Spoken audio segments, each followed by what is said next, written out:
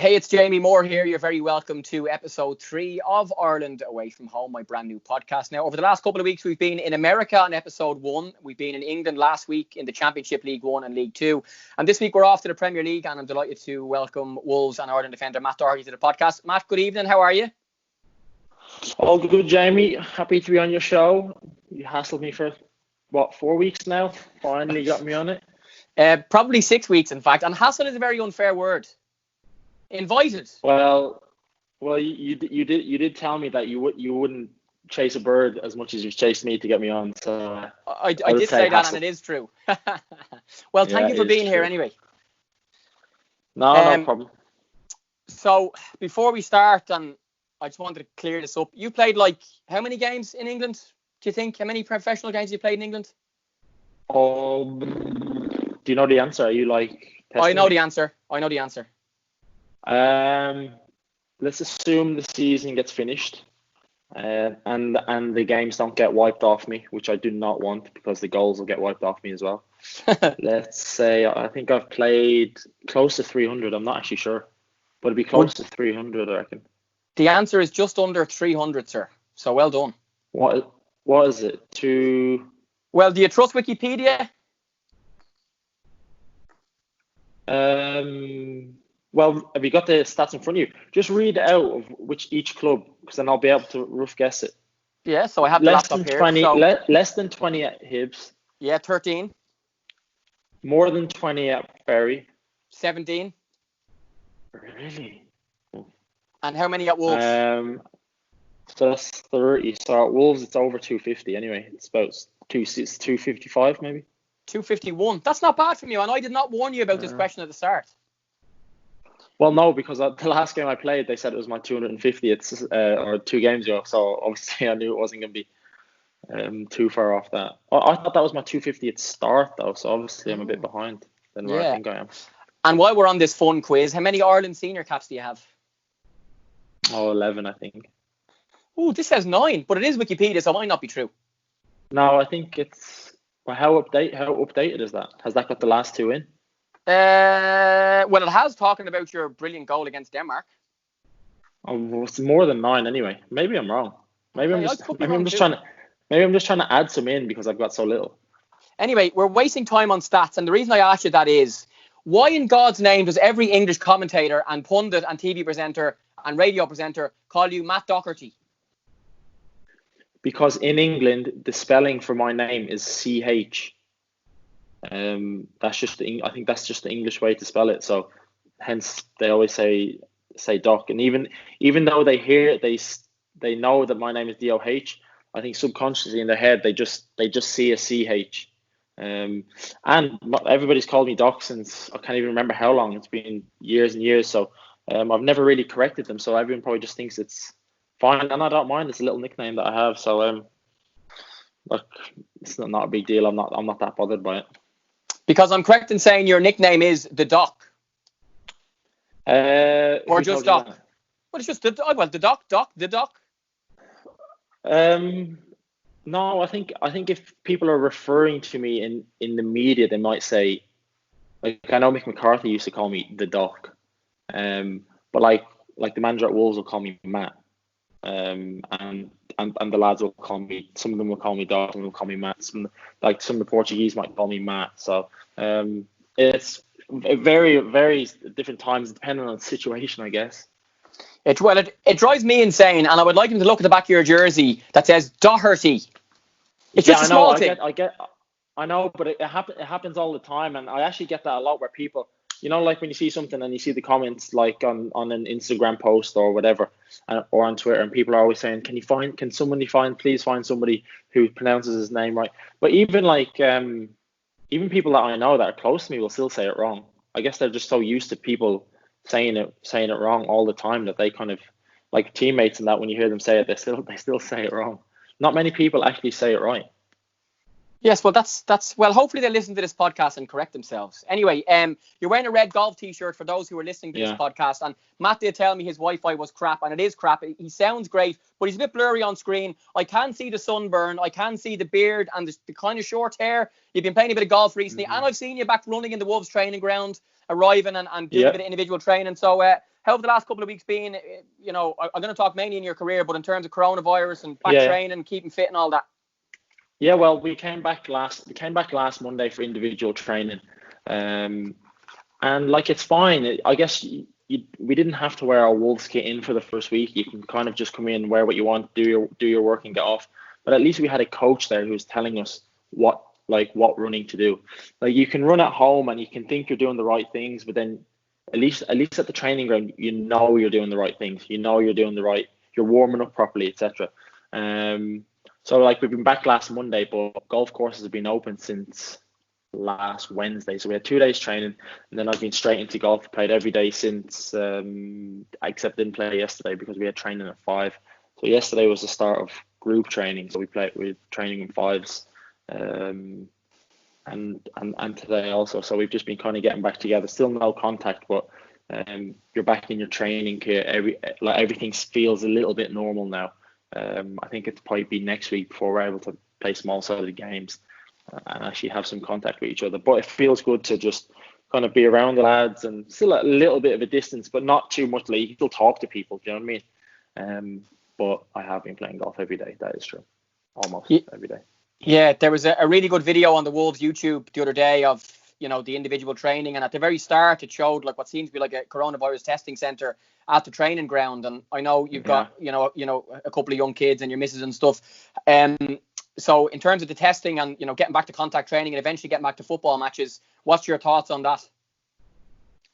Look, like where we're working is going to be the safest place you can possibly be. The amount of work the staff are doing in terms of disinfecting everything. You're getting tested twice a week. My girlfriend has been tested and she came back negative. So look, where we're going to be, nobody's going to have the virus.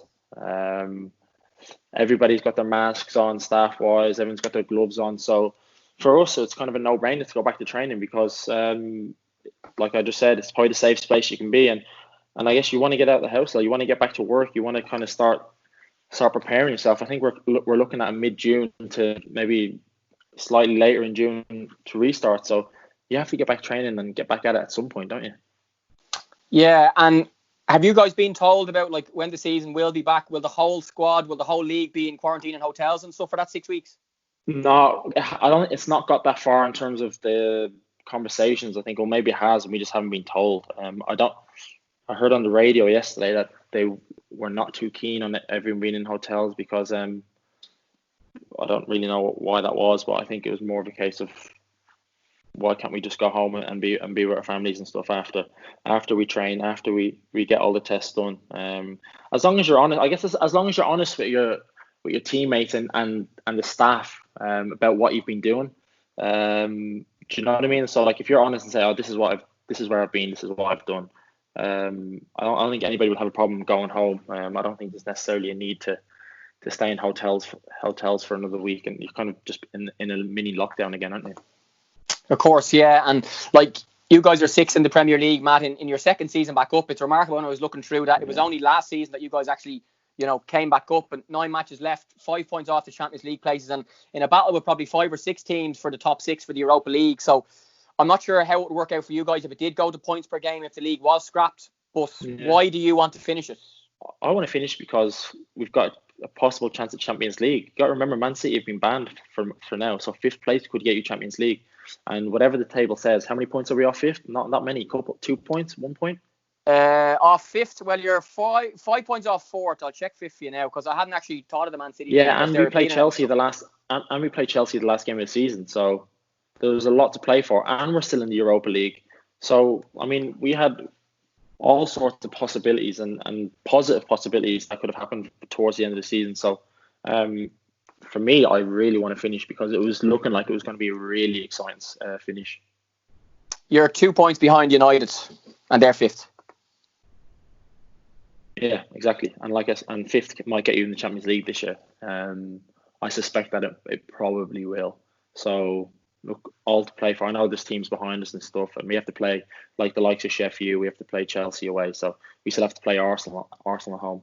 And I know there's going to be no fans on the ground, and it probably takes away home advantage and stuff like that. But it's our job at the end of the day. It's what we've dreamt of as kids, to be able to play professionally in the what I think is the best league in the world. So why would we not want to get back out there? So tell me about the behind closed doors game away to Olympiacos, which was one of the last games you guys played. It was a 1-1 draw in the Europa League last 16. It was the last game, yeah. Yeah, I watched the match in the pub having a couple of pints with my mates, and I did not think for a million years that would be one of the last football matches that I was going to see for months and months. And it was weird, and the pub had no sound on, so we couldn't hear. But for you guys, even watching the Bundesliga at the weekend, playing in a big stadium with nobody there, what was that like? Look, it wasn't great at all. Like, it was a bit echoey, but they had I think they had like 80 ultras in the stadium actually. Like when delegates get their tickets and stuff like that, I think they just handed them out to some hardcore fans. So there was actually a little bit of noise in there when they scored and stuff like that. So it's not ideal, and it doesn't benefit anybody. But like, if this is what we have to do for a short period of time, you don't mind. If it was like this for maybe 2 years, then you'd start to think, oh well, like that's not going to be good for anybody. But it's hopefully a short period of time when we have to do this.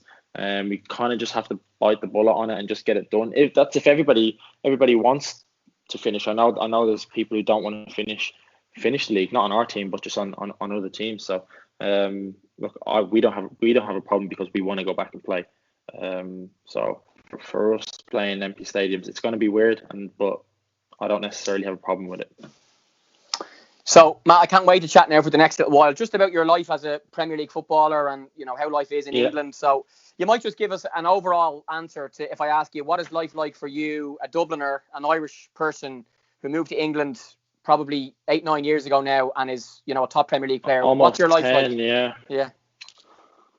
Well, I've got two kids now, and I've obviously got a girlfriend here. I've got 2.5-year-old, 1.5-year-old. So ever since kind of she's been pregnant with the first one, Naya, your life changes. I guess I was kind of just coasting along in the championship before Nuno came along. I don't know if coasting is the right word actually, but just we were in a team that was not going up or down, never really, and there was nothing was really happening exciting. Nothing was going on. I didn't look like I was going to like move anywhere really. So the manager came in then, and then obviously I had my daughter not long after that, and that kind of just gave me a little, I don't know, like a little boost or a little wake up call to really have a go at it, because you've got another person in your life, you've got another mouth to feed. You know what I mean? So it did whatever it did. It gave me a little wake up call, and ever since the manager came in, obviously he's improved me a lot. I've obviously worked on my own body and fitness, and kind of ever since then it's kind of been not smooth sailing, but like we've all been going in the right direction, all been going in a positive direction for me personally.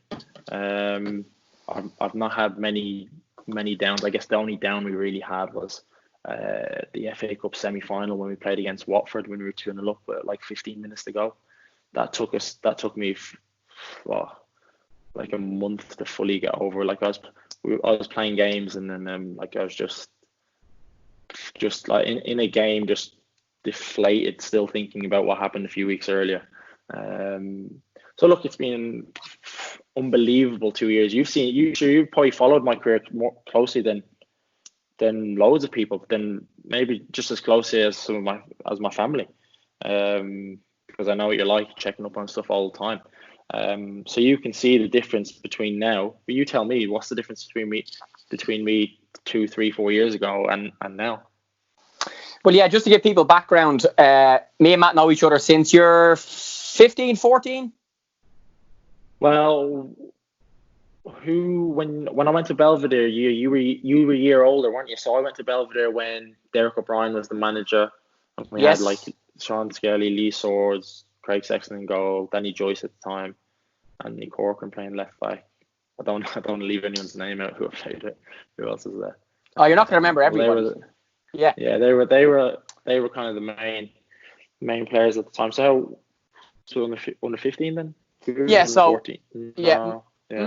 Matt was playing for Home Farm anyway, and so I'm for Belvo, and I was coaching with one of my dad's teams, or helping out. I was only a couple of years older than Matt, and I ended up being involved with Matt's team for a little bit, and your dad Tom and your whole family and stuff at all the games, and your sisters and everything, and your mum and dad, and then you moved to Bowes, and the famous story of playing in that friendly match with Mick McCarthy signing you. Yeah. You signed for Wolves. 250 games later, as we said, the loans at Hibs and Bury and stuff like that as well. So that's where you've come from. You've come from playing as a kid in Dublin in Fairview Park and stuff for Belvedere to being a player who played for his country and scored for his country and all that sort of stuff. So that's where you've come. In terms of where you've come in the last couple of years, I didn't watch an over huge amount of games in the Championship because they were on at awkward times, 3 o'clock on a Saturday on TV and stuff. But they're not always on TV. Yeah, but you're playing every week for a Premier League top 6 team. You're scoring in European games. You're scoring big goals against Man Cities and Liverpools and so on. So you must be very happy with where you are now. Oh, of course. If I couldn't be happy now where I've come to from the last few years, and when are you ever going to be happy? I know you always once you get there, you always want to try and do more then, don't you? You want to always try and achieve more. But just on a personal point of view, I guess I'm just proud to have survived through the whole time. Like, a lot of managers have changed, owners have different styles of play, just different philosophies, and I think I'm obviously the longest serving there, I think, now at the moment, and Conor Cody's probably not that far behind me a few years. But we'll speak about it because we sit beside each other on the bus and that, and we just think, how great is this now, from where we were to playing at home and getting booed off at times and playing half full stadium. So look, it's come a long way, and we've a lot of people to thank for that above us in terms of staff and stuff like that, because they kind of stuck with us and kept the faith in us when a lot of managers, when the manager came in, he didn't have to keep us. Do you know what I mean? There was a lot of changes at the time, but fortunately, I always say that he must have seen something. I don't know what he saw in training, because I'm not the best trainer ever. That made him want to keep me. Yeah, it's when you look back through, from when you signed and when you went on the loans, I think at a period Wolves would have been in League One for a little while, and even before that, I got relegated to League One. Yeah, okay. Dean Saunders, we had. I played. So I was on loan at Bury the season they were in the Championship to get relegated, and then I come back in January and played the last 15 games of the season. I don't know if that coincides with us getting relegated. I don't think it was all my fault, but so I kind of experienced that nasty feeling of going down, at the time we played with a couple of games to go. I think we played Burnley at home and might have lost, and that's when, I don't know if you know this, but when the fans were trying to get into the changing rooms and kicking the dugouts through. I don't know if you remember that. No, but yeah, that actually happened, and I was part of the team that was obviously on the pitch, and we got basically relegated that day. So I've been through real tough times at Wolves, and even when we were in the Championship, there was times when I wasn't even playing, and I remember Kenny Jackett actually said to me at one point, he goes, it was probably in mid-December, he goes, you can actually leave in January. But then before January even came about, I was actually back in the team playing left back. And I kind of played a season and a half at left back, which is kind of crazy when you think about it now. Couldn't think of anything worse than going over to the left side. So look, it's been like a proper roller coaster for me, and it's just been up and down for a while. But for the last few years, it's kind of just steadily going up. And look, it's the best feeling in the world. I'm living my dream to the fullest. Well, if you and Seamus Coleman, your mate, are both going to play for Stephen Kenny for Ireland, Matt, one of you is going to have to be left back unless he plays 3-5-2. So don't rule it out, please, sir, because that could be an important one for the boys in green. No, Enda Stevens is the main man at left back. So yeah. He's been having a great season. So I couldn't be happier for Enda. We were in Foss together. We went to Foss together in Cabra, and he was there as well. I know that he was a few years older than me at the time, but we used to be on the same team playing five-a-side all the time. We used to have a great time. So I've got a lot of time for him. Very good. We'll talk about Ireland in a couple of minutes. Actually, you mentioned Foss there, Matt, and you might just flip us back before we talk about kind of the Premier League and stuff to growing up playing football in Dublin.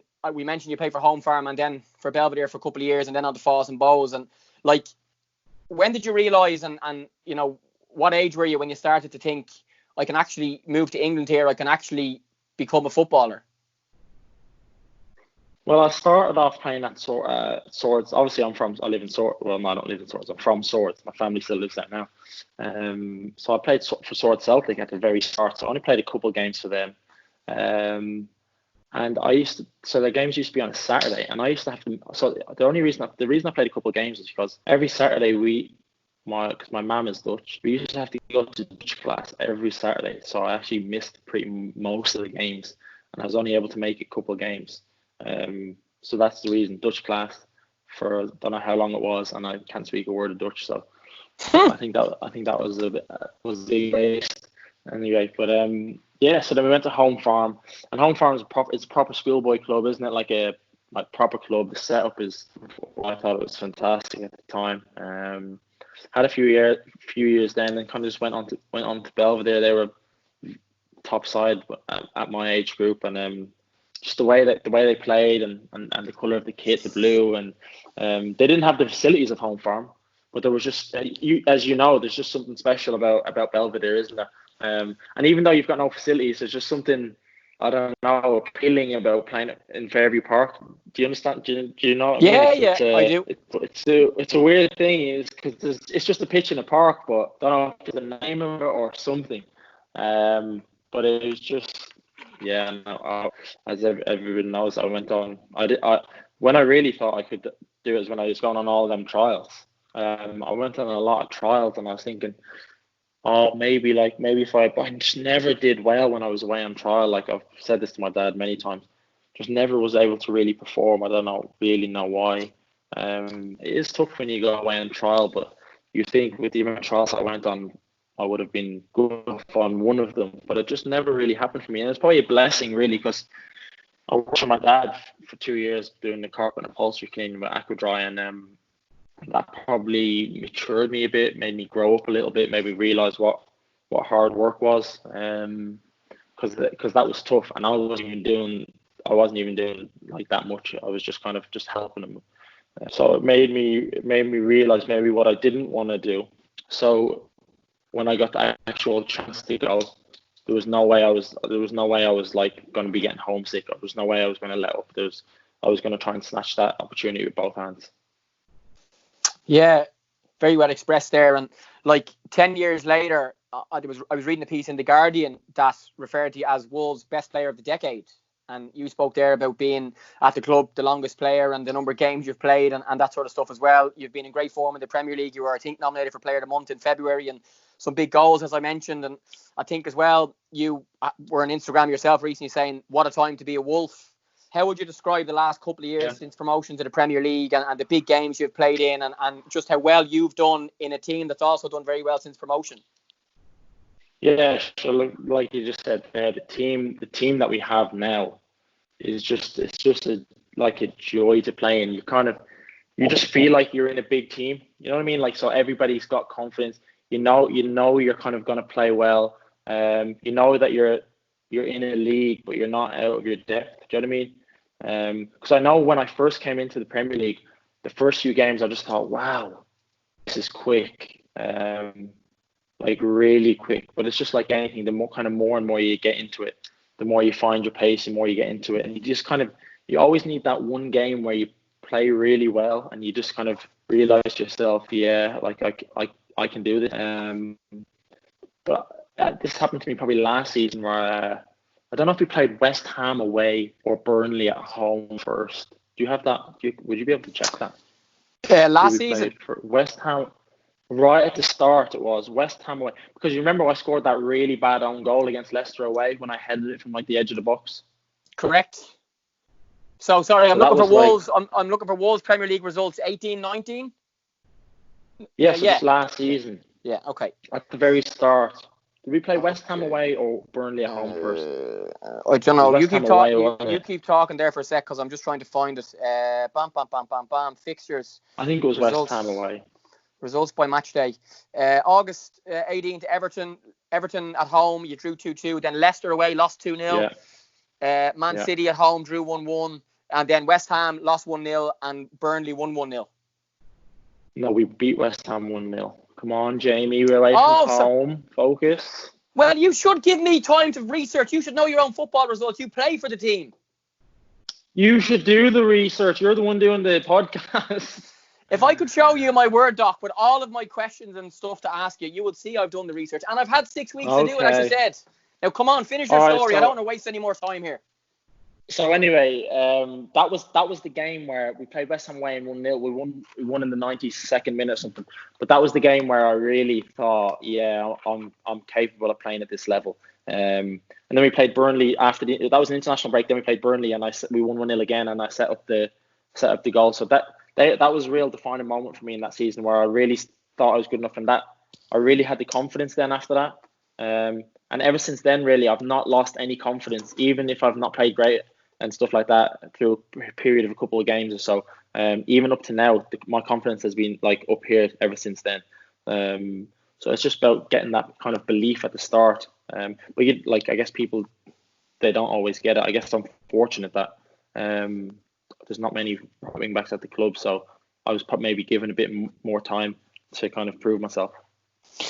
I don't want to talk too much in depth about, the tactics of a 3-5-2, Matt, because some people listen to this are just, they'll be casual football fans. But like that position for you and being a right wing back and how well you've done in that system. Had you played 3-5-2 much before it was introduced by Nuno Espirito Santo at Wolves, and how much do you enjoy that position and the freedom you have? Because you're almost like a winger, really, especially when you're attacking. Yeah.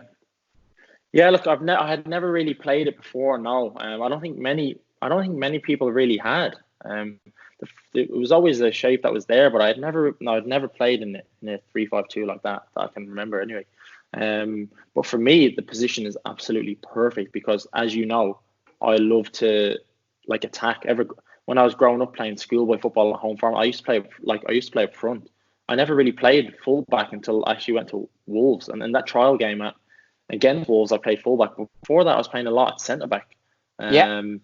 I know I did play for your age group in that. Remember in that game at home farm, was it against Crumlin? What was that? That was the under 15 All Ireland final, and that was against a brilliant Crumlin team, a great Belvo team, and that was you started that game. Did you start it late? No, 2-1. Won the game. Dave O'Connor, little Doc. Do you remember? He's now the chief executive of Shelburne. He scored the winner in extra time, 3-2. I thought we lost the game. That is funny. No, won the game. Yes. So I've won. So technically, I've won the All Ireland then. Yes, and that Crumlin team had Richie Towell, Connor Clifford, Andy Boyle. That was a good Crumlin team. They were great games. Yes, you won that match, you dope. And you won an All-Ireland under 17. You won an Ireland under 17 in Talca Park for Belvo against a team from Limerick in the white kit with the 98 FM logo on it. Went 1-0 down and won that match. I remember that, but I was on the bench. Did I come on? I'm sure you did. I don't know. Anyway, go on. You're telling me. I started the first game anyway, didn't I? Yes. So I could play fullback a little bit, but I was a centre back really, wasn't I? Yes. Played a bit of centre mid, played a bit up front. Played when I went Kennedy Cup and that I was playing right wing.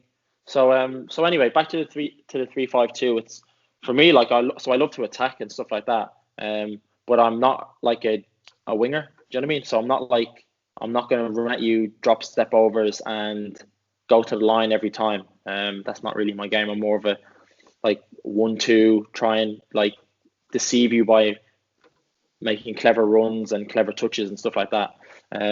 So it gives me the freedom to go forward as much as I can. And there's times where he says, listen, I want you to be the highest player on the pitch at times. So he wants me to be high and wide. And obviously I have to defend the back post still. That just comes with it. You have to be there to defend the back post. But you have to be at the back post the other end as well. It's not an easy job. We were training yesterday. We started the training yesterday in group training. So we were doing a little bit of shape in a 5 and just disguised running almost.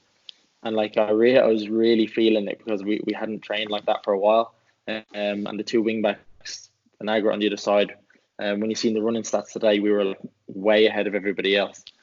So it's not an easy position. You have to be fit for it. But for me, it just suits my game. It just suits my game perfect because there's times where you go forward and I don't get back that quickly. So at times, and he just never really says anything. I think he just knows that it's part of. We attack with 5, as in the striker, 2 wingers, or whatever it is. The number 10, 2 strikers, and the 2 wing backs. and we defend with 5 in terms of the 3 centre backs and the 2 midfielders. But of course, you have to defend your backstay, as every fullback knows, no matter what. Of course. Matt Doherty, tell me about Matt Doherty assists, goals and celebrations, because you've had a few of those and you do enjoy a good Premier League goal and a good celebration. Celebrating comes from not knowing what else to do. I think loads of people can relate. When you score a goal, I guess it depends on the scoreline, doesn't it? And on how big the goal is, it might even depend on the opposition.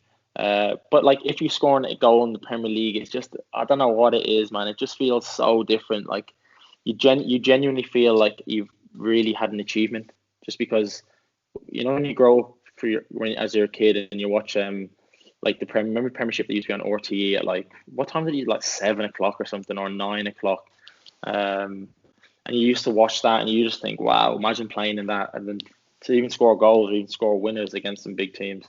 I don't know how to celebrate properly. Like, what am I going to do? Like, just put my hand in the air and just run back to the halfway line or something like that? Imagine.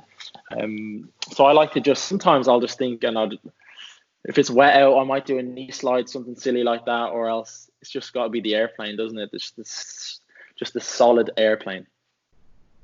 And your next goal bonus, you're going to invest in better Wi-Fi, because I know the next time we're going to chat, we're actually going to be able to see your sunburned face properly. Can you not see me? You're going to just have to use my voice. We can see you. Can you hear me properly? We can hear you properly, and we can see you all the time. And most of the time, like now, we can actually see you perfect. So we'll keep rocking on. Yeah, it's the Wi-Fi. It's just the area. I just don't know how to get it better. I'm going to have to do something. Yeah, I don't know how many million you have, but just to, get some Wi-Fi. Come on now, son. Okay. Stadiums, Matt. Your debut in the Premier League was at Anfield against Liverpool back in 2011. Yeah. Like, I'm not going to list off all the Premier League stadiums, but what is it actually like, particularly in some of the away games against the bigger teams? I know you're an Arsenal fan. You love playing in the Emirates. I personally love Old Trafford. Like, tell me about playing in those big matches in front of like massive crowds. Yeah, and this might sound a bit weird, but I'm not actually a stadium guy. Like, I'm not in awe of stadiums. Like, every pitch is perfect. So I know some stadiums are really high, like Old Trafford. They're nice to play in, and the pitch does feel huge at some of these grounds. But I think our kind of record against the teams will suggest that we kind of put that behind us, and we don't even think about it. Our record against them type of teams is quite good. So I wish I could tell you that I was like taking pictures. Like, I don't even have pictures, or like, when people walk out to the pitch and take videos.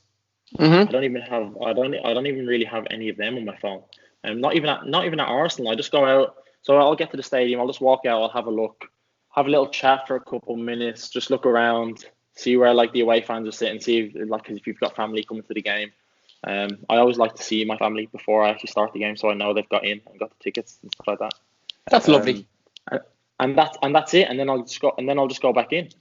So I'm not one into big stadiums at all. And one of the best stadiums actually as a favourite is actually the Aviva, and that's 20 minutes from Zord. So when you're coming over like a bridge, when we went on the bus, you're coming over like a bridge on the way to the ground, and you look right and you can just see do you know what bridge I'm on about? Yes, it's the bridge. It's a bridge at the Grand Canal Hotel on. Yeah, I know what you're saying. You're coming over the bridge, because I actually saw the bus further down. And you look right, and you can just see it. Yeah. The bus comes up Pearse Street. That's probably where you think. Yeah, so that's the only time I think, wow, like we're about to play in that. Like when we was traveling for the Denmark game, and I knew I was starting. You look there and you just think, well, if that doesn't get you excited, not nervous, excited to go out and play well, because there's no better feeling than when you go out in a big game like that and you actually play well. You don't want to freeze on the big stage or anything like that. Mm-hmm. So yeah, the Aviva was probably the one that got me. Okay, so do you want your international interview now, Matt, or do you want that last? And do you want the Matt Doherty Ireland Away from Home quick fire round first? Which do you want now? 2 quizzes? Is it what? 2 quizzes? It's not a quiz. It's just like some quicker questions, because I want to talk seriously about Ireland and about Stephen Kenny and about the Euros being moved and stuff. But I also have some more kind of quirky, lighthearted, quicker questions. So we're going to do both. Which one do you want first? Let's get the serious stuff out of the way. Okay.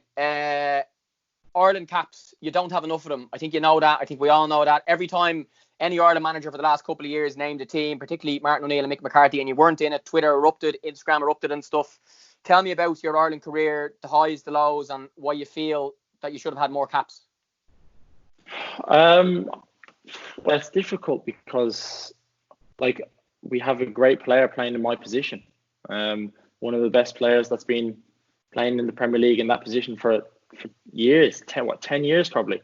So like it's difficult. You're always on a personal level. You always want to play. You always think that you can make a difference. And obviously, I was like I said, my confidence has been sky high for like 2 years now. So in that 2 years, you just want to play as much as you can. You just feel like you can make a difference. So I am probably disappointed with the amount of caps that I have. But at the same time, maybe at the start, I was expecting to maybe play some minutes and play when maybe I shouldn't have been. Maybe I didn't necessarily have the right to think that at the time. Obviously, you're going to back yourself on your own thoughts, aren't you? To think, oh, I can play and I can do that job. But look, I got on with Seamus like probably like best friends in the squad. So I've utmost respect for his career and what he's done, and he's still got loads of time left. So it might be a case where we're fighting out for a few more years.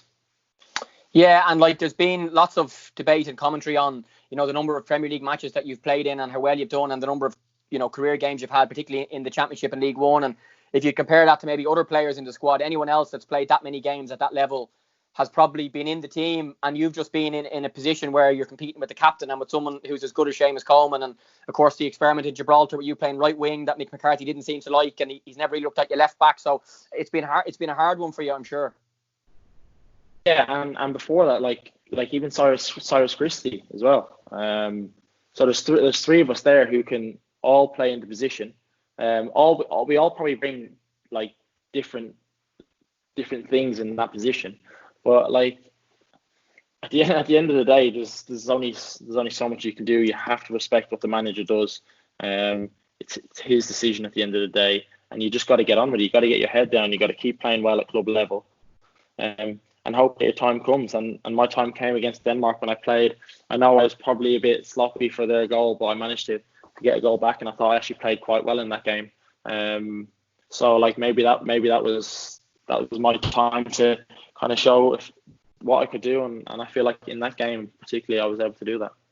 Yeah, I think certainly when Seamus Coleman got that awful leg break, that was maybe a time when people thought you might have got in, and hopefully for the future you've got lots of years left in the legs. Tell me about the Denmark game, a sold out Aviva Stadium. I actually went to that game as a fan with a couple of my mates and my little cousin Art, who I know you gave boots and a jersey there, which was a great gesture, and that sort of stuff. But like Seamus was unavailable for that game. Did I get you a ticket for that game?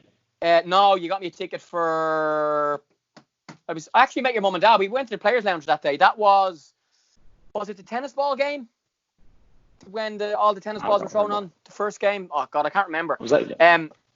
But yeah, like the Denmark game is one. I'm sure. I know in the end it didn't lead to automatic qualification, and the playoffs will come whenever they come and stuff.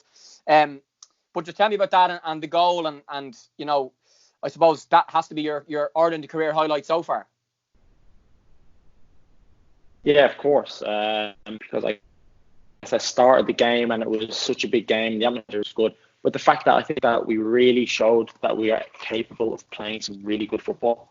So I remember after the game thinking like, wow, we were really good in that game. And a lot of people said also that it was probably the best performance for quite a while. And it felt like that we were playing out. We played with confidence. Like the crowd weren't like the crowd are not, when you give the ball away, they're not like, sometimes when you hear the groans and stuff like that. Yeah. There was none of that. Everybody just seemed together on that night. Do you not think like that night in particular, everyone just absolutely seemed to, no matter what, good or bad, we're still going to keep going.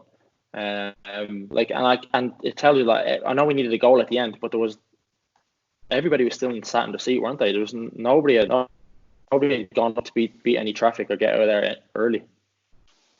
Yeah, and of course we didn't know then that was going to be Mick McCarthy's last match as the manager, and it's all happened with the FAI honouring contracts, and Stephen Kenny has taken over. Mick, of course, signed you for Wolves, and is someone I'm sure you have a lot of respect for. Are you disappointed that he won't be the manager for the playoffs? And do you think that maybe the FAI should have kicked it down the road, or do you think they made the right decision? Well, it's hard to say really, because I don't really know whatever the contract said, to be honest. Look, I obviously know Mick from my time at Wolves, and actually, like, they got me started. I used to travel with the first team, train with the first team. So he was the one who initially gave me that exposure to what professional football was really like. And TC, and like TC would have, like, he would be doing extras with the first team, but like I would have to be involved in it as players and stuff like that. So I was always kind of privileged to being in that position where I was still learning then, and always improving. TC's and the manager, obviously top coaches, and always looking for the best, always trying to improve youngsters. And they did that, and I guess that's why at Wolves, not everybody's still at Wolves, but a lot of players have come up and made careers elsewhere. What was the rest of your question there? Just thinking about the playoff game against Slovakia. No, look, I don't really know. It's hard for me to really say anything with that much detail. Look, obviously disappointed because I know Mick so well, but I guess just got to get on with it. That's just the decision that was made. I can't do anything to change that. Of course. I'm sure you've been doing a bit of research into Stephen Kenny, and he's someone like yourself almost, who's had a path through, even though yours is quite brief, in the League of Ireland, and is now going to be involved with his country at senior level as the manager. What do you know about him, and have you heard much about maybe his style of play, and that he wants the Ireland team to play a similar style maybe to what you spoke about in that Denmark game? Yeah, well, I know the under-21s have been talking town, really, haven't they, for the last couple of years, and some of the performances that they're getting, and obviously some of the players they have seem to be doing quite well. And I know at club level, outstanding. My dad's spoken very highly about him. And I do believe that he is looking to play a type of football where it's about passing, it's about having like courage on the ball, being brave, taking risks, and obviously in the right places, and trying to have an identity. So look, as a player, that's kind of all you need to hear. You kind of hear that and you're like, you can't wait to get into camp again, which will be September now, hopefully. And you kind of just like, you just want to be involved with it. And I guess for a lot of people, it might feel like a fresh start. Is that something, as a player who's, an attacking player who wants to play that way, is that exciting for you, with the hopes that the team and the style will be like that? Yeah, of course, because if it's anything like the Denmark game, I remember in that Denmark game, I did not want that game to end. I was loving every minute of it. The way we were playing, we were knocking about. If you play like that, people's confidence, if you train like that, everyone's confidence is going to be up. And that's only going to be a good thing for game day, isn't it? So, I'm quite positive about what the potential is with this squad. I've said many times before, and I say it even now. With the right setup, with the players in the squad, the talent is there. The players are good enough in the squad to have a really good international team and get some great results. And I still believe that even now. And there's been lots of rubbish from certain people saying that Stephen Kenny won't have this respect and that respect from the players because he's been a League of Ireland manager, blah blah blah blah blah. And there's lots of big name players in that squad, Matt. But I'm sure when you do get into camp and you do see him work with Keith Andrews and Damien Duff, two excellent assistant coaches, that you guys will be able to put everything on the pitch for him, as you have done for Mick and Martin O'Neill and Trapattoni and stuff in the last couple of years. Well, he's the manager, so if people think that he's not going to have our respect, then they're sadly mistaken. He's the boss at the end of the day, and if you don't show him respect, then you won't be around for too long. So at the end of the day, we're all professionals. We're all adults. We're all grown men. Do you know what I mean? So we'll respect him. He'll respect us. I'm sure the relationship will be fine. I don't think anybody will be. I think that's a nonsense of a comment from whoever is saying that we won't have the respect just because. But we all started somewhere, didn't we? We all started, like we said earlier. I was in League One. Came over when I was 18. Like I said, at Belvedere, everybody starts somewhere, So I don't know. Is that just a comment that's going out in the media? Or? No, it's actually not the media, because a lot of the Irish media, all of us have worked with Stephen Kenny in terms of with Dundalk and through the European games, and I think he's going to do fantastic. It was more so around the time when the announcement happened of initially a couple of years ago when Stephen was taking over from Mick, and now it's happened. People, the usual people sit in a bar stool that say the League of Ireland is shite, blah blah blah blah, that Stephen Kenny is not going to do this or that or the other, and it's more so kind of just random people on social media who've been saying things. The people who actually know Stephen Kenny and have played for him will say the total opposite. But I was just interested to hear your view on it. And of course, Matt, he'll be the manager for the Slovakia playoff game and hopefully the playoff final after that. You guys, I'm sure, are quite confident that when things do get going, even if they are behind closed doors and they are in October or November, whenever it is, that you can go and make these Euros in Dublin. Yeah, well, because I get the confidence comes from just the last game that we had, and the way that we played. And when you actually look at the players that are in the team, you've got Ennis Stevens he's one of the best left wing backs in the league at the moment. You've got John Egan, who I've highly rated for years and years. Shane Duffy is just, everybody knows Shane Duffy is top centre half. You've got Seamus Coleman. You've got myself on the right side. Who can play on the right side, who are playing week in, week out. Like the midfielders, you can go through all. I'm not going to go through all 11 now. But if everybody's playing, everyone's confident, and we can play in a similar vein of form and manner that we did against Denmark, then Denmark are better than Slovakia. I know football doesn't work like that, and if that was the case, then we'd all be better than each other.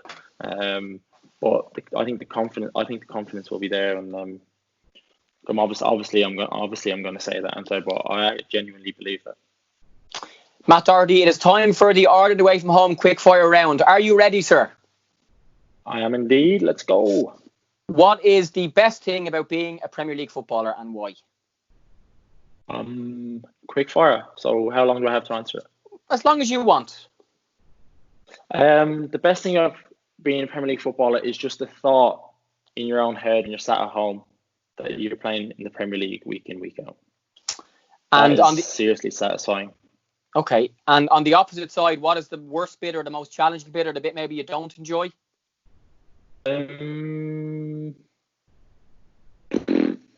What's not to enjoy? Let me have a think about that. We don't even have that many midweek games, so I can't even say like too many games. What do I not enjoy?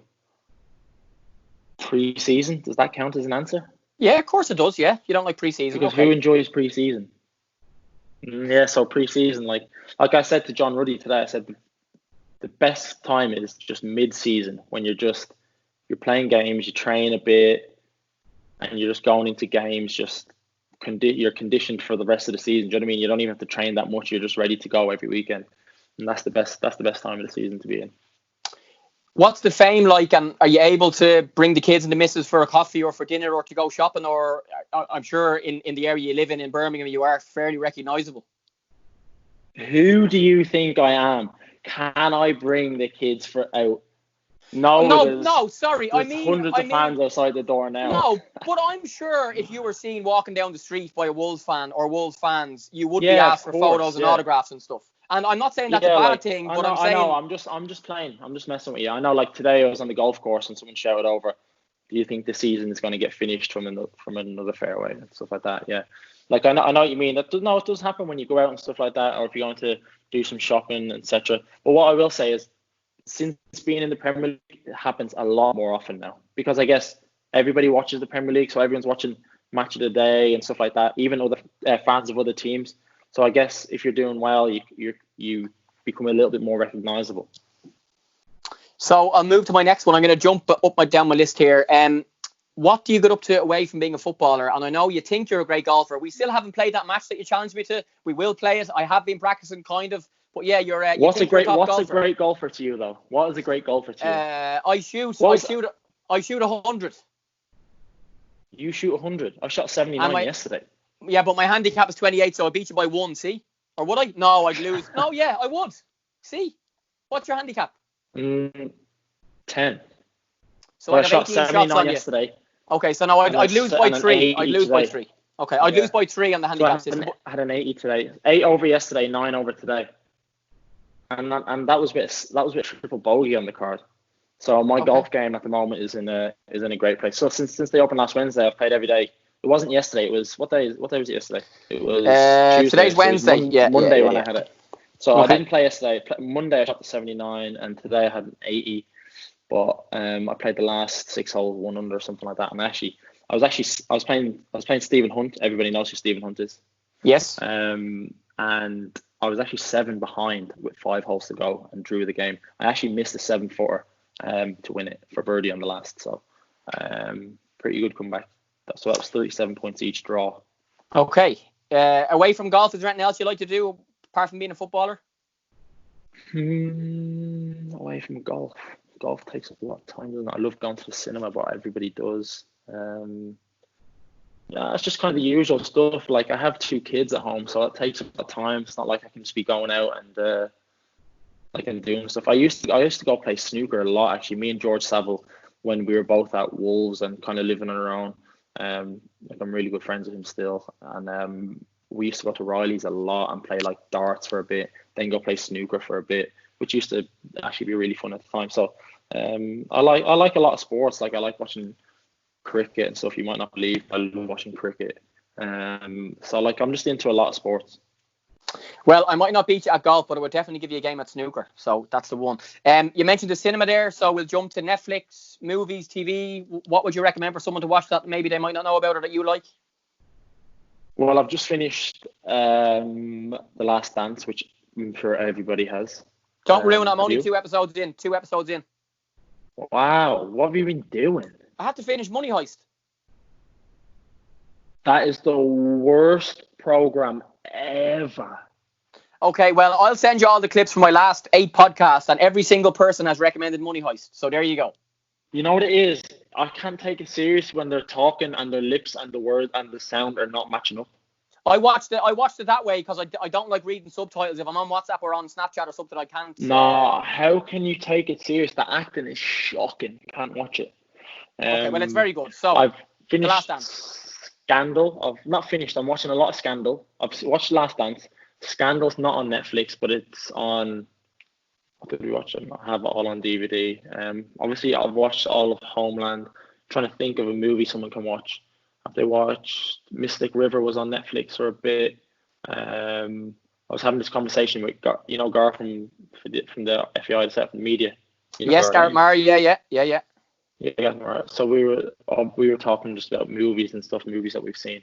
So I've seen a lot of movies. I used to collect DVDs when I was a little bit younger, and then I grew up and stopped buying them. So yeah, like I've seen a lot. You can almost name anything, and I've probably seen it. Okay. Now, we said 45 minutes. We're nearly at an hour, so we'll quicken up because I think you check your watch there, did you? Check my watch now because the Siri on it, because it's an Apple Watch, the Siri on it just popped on it for some reason. Okay. I don't know why. Right, you can give me one-word answers here. Who's the best player you've ever played against? Against? As in one-on-one or on the same pitch as? No, just on the same pitch as. Best player I've ever played against on the same pitch as. Who's the best player in the Premier League in your opinion? Now? Oh, I love David Silva. I think David Silva is unbelievable. I know it's difficult because I played against all of them and like Pogba and stuff like that. So did you play Ronaldo? Like we've beaten Man City twice this season. So come on Liverpool! Come on Liverpool! Just because every time we don't play against him and I watch him, he's like out of this world. His crossing and passing is just scary. Probably Kevin De Bruyne, but like you could just put a hand in a bag of like 10, 15 players and pick it out. And like Leroy Sané gave me a lot of trouble when I played against him. So it's just one of many.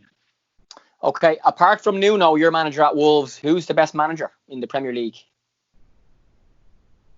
You better say Klopp. The best manager in the Premier League, probably Pep Guardiola. Yeah, for sure. Like Klopp's obviously great and everybody wants to play for both, but there's just something about Pep over the last few years. You just feel like you'd love to experience what it's like training sessions. You just feel like there'd be so much detail. to just experience what it would be like in them technical sessions and stuff like that. And the fact he was at Barca and he had the greatest player of all time. So that would be nice. Yes, Messi is the greatest player of all time. You knew what I was going to say, because I like Ronaldo. But Messi, come on. Yeah, we haven't got time for this debate. The best stadium that you've played in, or your favourite stadium away from Molineux? In Premier League. Yeah, well, yeah, you can't pick TV because you already said that. So yeah, Premier League. Well, obviously I'm an Arsenal fan, so that's nice. But the best stadium I played in, Tottenham, I guess. Amazing, yeah. Although I did score and get an assist, but who's counting? What do you miss, if anything, about Ireland? Because I know you're very settled in England now, but do you miss? You can say family, of course. Yeah, I do. This is what I miss about Ireland. Family and friends apart. I miss delis and chocolate milk. You can get chocolate milk and delis in England. No, you can't go to a shop here and ask for a chicken fillet roll. Really? You know the type of deli I'm talking about. I know what you're talking about, yeah. No, there's not. They don't have delis in shops like that. Okay, and surely chocolate milk, Yamu or Yazoo, no, or like it's called. the Muju. You can't get that here. Okay, get your dad or your mum to send them over. I miss playing. I miss going with my brother and my friends to Balhiri, the par 3 in Swords. Best par 3 course on the planet. Very nice. Okay, last 3. If you weren't a footballer, what would you be and why? And don't say a golfer. I'll be working with my dad in Aquadrive. Probably still, hopefully taking over the reins. You might still do that. And because this was my only option. Because I had left school early, so it was kind of this or this or that. So fortunately, it's worked out to be this. But I would have been with him and applying my trade doing that probably. What's your best skill away from football? Skill. My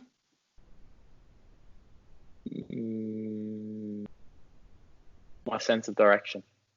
Oh, okay. So you don't need your Google Maps to get around England or get around anywhere else?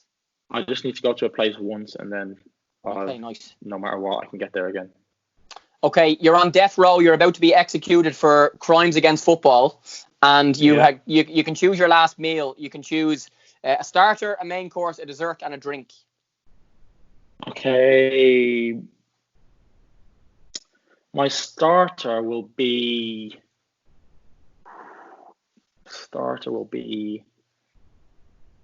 scallops.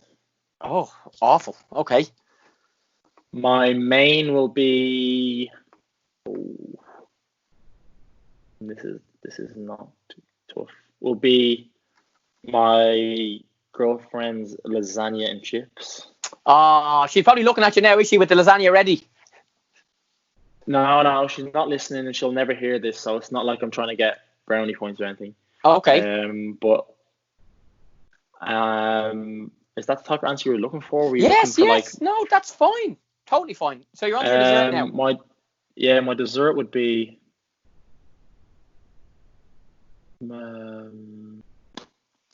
wow, where do you even start with a dessert? There's literally so many you could choose.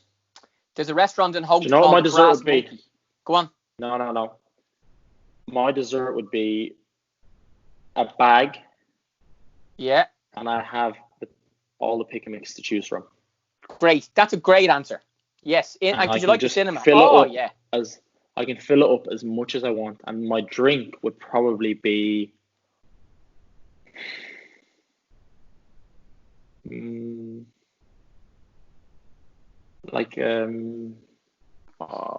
milk. Yeah, good. That's a good shout. Yeah. I was going to say the Brass Monkey in Hope does unbelievable sticky toffee pudding. That would be mine. Yeah, I know, but them sweets that you can have for ages. Yeah, great. Right, last question. Any superstitions? Like I've said that I've never had superstitions, yeah. But like I don't know if the team knows this, but whenever we warm up, everybody's always in the same position. Without like everyone just walks to that same position when we're running behind each other. When we're doing all our drills, everybody's in the same position. I think in the tunnel, But this is like we've never had a chat of you're in my like can you move or do you know what I mean? Yeah. So I think just subconsciously we all go past like somebody like just say because I think Bolly is behind me, so just say Bolly's here and he's up and the keeper's right in front of him. I'm like walking out and without even saying anything, I'm like squeezing in front of him. But like it's just and we're not like I said, we haven't had the chat about it, so I think it's just over the course of like a month or so, people must have just kind of worked out. Okay, he likes in their own heads. He normally goes there, and everyone's kind of just found themselves in a fixed position. But like I don't put like one sock on over another or anything like that. And you always wear gloves and Under Armours and hats and snoods and all sorts in the middle of summer, which is a bit bizarre. But you're just a cold-blooded guy. I don't. But like if it's cold, I'm wearing gloves. If it's cold. I know people seem to have a problem with that. No, absolutely not. I'm only saying no, I'm not saying you, but I'm saying people actually do seem to have a problem with that. Like they always think, oh, well, he's got gloves on. Well, it doesn't matter. It doesn't matter. You play football with your feet, so yeah. Let's just push that one on. Before we say goodbye, is there anything good I haven't asked you that you want to tell us or talk about or anything like that? I don't play PlayStation. I don't know if that's good. No, I don't play PlayStation either. Yeah. I don't have any. I have a PlayStation. I actually kind of fibbed a little bit. Like at the start of lockdown, I have Crash Bandicoot. It's kind of the only game I play. Oh, what a cracker! And I completed it, and I just deleted it and tried to start again. But I couldn't even get into it really. So like it's half complete now, and I've kind of just bombed it off. But that's kind of what else? Let me think about that. What else? No, you've not asked any stupid questions really, or any dumb questions. I'll take that as a compliment. There was one actually on the spot on the Wolves website. It was about an unpopular opinion. Can you remember what that one was, or did they just make it up on your behalf? No, what was it? I hate alcohol. I hate alcohol. I can drink the odd time, but I don't really enjoy it. Yeah, I don't like alcohol at all. I can, like, if I go out, I can drink, like, I can mix a vodka and orange juice or something, but like you'll never catch me at home drinking, like having a beer with my dinner or anything like that away. I don't even think we have any beer in the house or anything. I could just don't drink beer at all. Okay. And you spoke about your specialty meal. Veggie burger, carbonara sauce, no meat, mushrooms, cheese, eggs. Yeah. But that wouldn't be the one I'd have on death row though. That's of course your girlfriend has jumped that one. Lasagna and but I must add on the lasagna, like I did say chips, but the chips can stay and just a bit of garlic bread also. Nice, lovely. Right, Matt, we're finishing now. 10 years time, you've retired a couple of years. You're 38 if you have retired by then. Where will you be? What will you be doing? Definitely, will you be back in Ireland? Definitely will be retired by then. Okay. Will you be back in Ireland? Will you be just playing golf? Will you try and do something after football? Or I'm sure, without meaning to be rude, you'll have made enough money not to have to do anything if you don't want to. But do you have plans at the moment? Right now, like no, I will not be back in Ireland. Oh, probably be staying here because I have the kids here and they'll be at an age where they'll be in school and stuff. And I'll just stay here, I reckon. And obviously I'll be playing golf. Obviously, hopefully be single handicapper by then, like way single. What else was there? I was gonna say there was something else. I actually would like to be going to management. I know people might not think it now, and I could be one of them players where people think, wow, I never thought he would end up a manager. You know, like when people say that about someone because he was a bit like not that vocal in changing rooms and just kind of. But it is something that would interest me, but maybe a little bit further down the line. I wouldn't rule that out at all. Okay, not like Matt necessarily Doherty. A coach, like a manager, like the main. Yes, of course. The gaffer. Like get ready to come on. You're coming on. You're coming off. Suit or tracksuit? Depending on, like if you were at Chelsea and you had like the nice Nike gear, then you'd probably wear like just a tracksuit and stuff like that. But it depends where you are. If the tracksuit and that was nice, then fine. But like if I was a Premier League manager, a top Premier League manager, I might wear a suit. Depending on my shape at the time, I'll be retired, remember. Matt Doherty, thank you so much. I've really enjoyed chatting to you. Was that bad? I've been chasing you for weeks and weeks and weeks. You eventually said yes. No, it wasn't that bad, but I was just concerned about the Wi-Fi, and obviously you can see why I was concerned about it. So, and I just didn't think the quality was going to be that good just because of how poor it is and stuff. But if you got it in, then that's good. If it works, yeah, then obviously I was happy to do it to help you out. No problem at all. I've known you for how Thank many you. years? Yeah. Many anyway. 15 years at least. Yeah, I would say 97% of this we could hear you perfectly, and we can see it's a tiny bit blurry, so if people want to watch it or listen to it, if you are watching it, well, you'll be at the end, so it's pointless, but at the start I might say, listen, if you want to listen to it, the quality might be better than watching it. But listen, that has been fantastic. Thank you, sir. Enjoy your evening. Best of luck for the rest of the season when it gets going again, and we'll see you hopefully in the green of Ireland again soon. Scoring a few goals for Stephen Kenny and shooting Ireland to the Euros. Matt, thanks a million. Thank you.